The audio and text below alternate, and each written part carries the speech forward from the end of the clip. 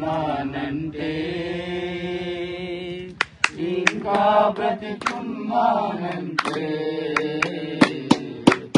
ఈ స్థితిలో ఉన్నానంటే ఇంకా బ్రతికున్నానంటే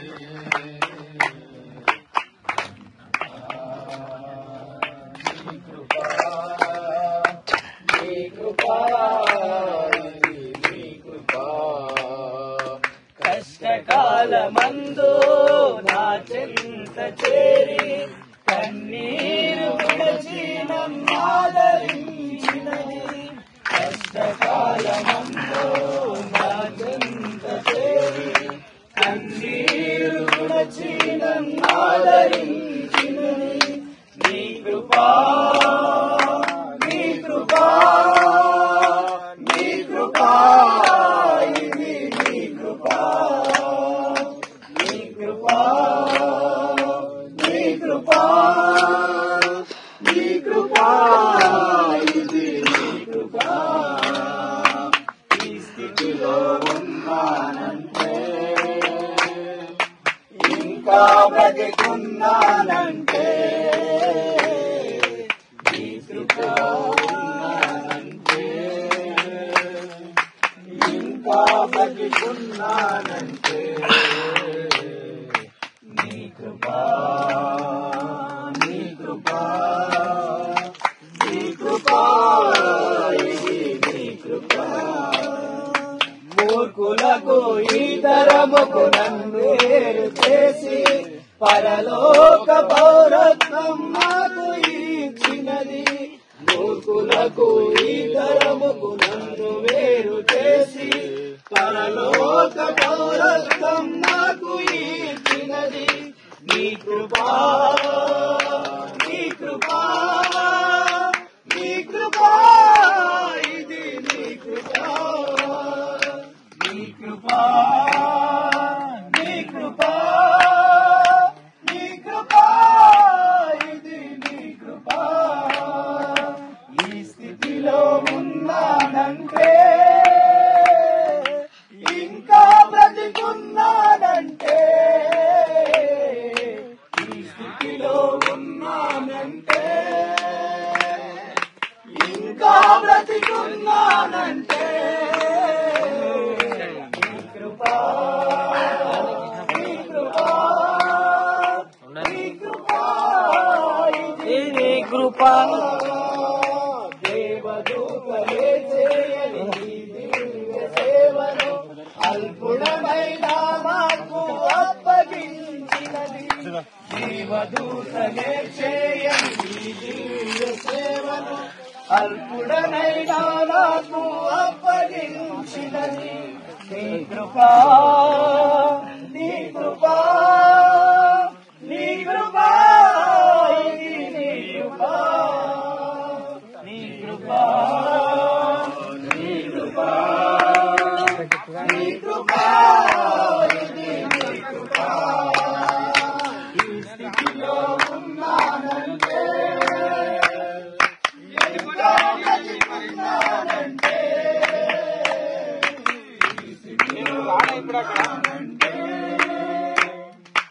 ఇంకా బ్రతికున్నానంటే నీ కృపా నీ కృపా నీ కృపా ఇది నీ కృపా నీ కృపా నీ కృపా ఇది నీ కృపా.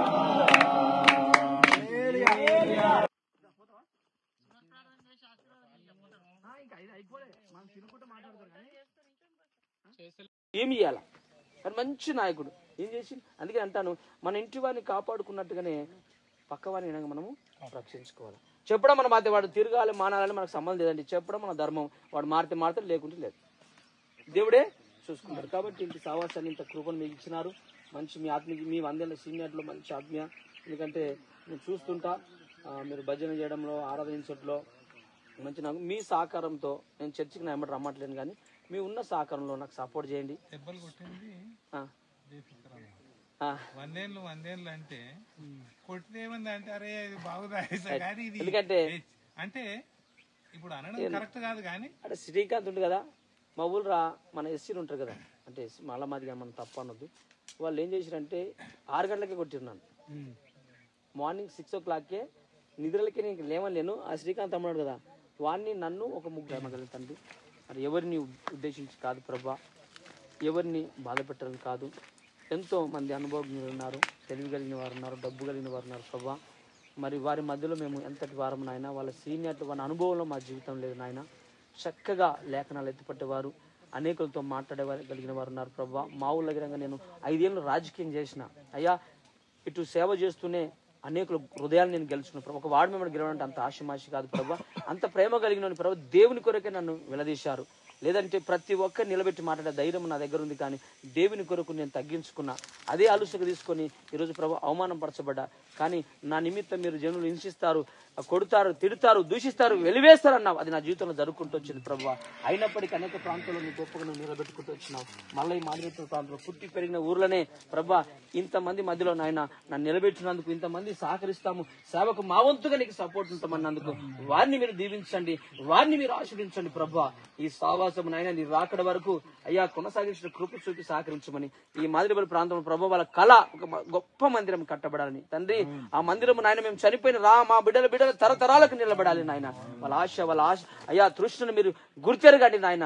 వాళ్ళు చేసిన ప్రతి ప్రార్థనకు మీరు జవాబిచ్చి ఈ రాబోయే దినంలో ప్రభు 2025 సంవత్సరంలో గొప్ప మందిరం కట్టబడి అనేకులకు ఆశ్రకంగా ఆ యొక్క మాదిరిపల్లి ప్రాంతాన్ని మీ సంఘాన్ని నిలబెట్టుకోమని, నీ కృపను మా మీదకి వెదజల్లమని, ఈ చుట్టూన్న ఈ భూముల చుట్టూ నీ పరిశుద్ధాత్మను ఆవరింప చేయమని, ఇట్టి అవకాశాన్ని ఇచ్చిన ప్రకాశనను, శ్యామనను, ఇక్కడ కూడి వచ్చిన పెద్దలందరినీ బట్టి నీకు వందనాలు స్తోత్రము చెల్లించుకుంటూ, నీకు మహిమ ఘనత ప్రభావాలు అర్పించుకుంటూ, మేము తగ్గించుకుంటూ నీ నామాన్ని హెచ్చిస్తూ నదుడైన యేసు క్రీస్తు నామములో అడిగి వేడుకుంటున్నాం మా పరమ తండ్రి.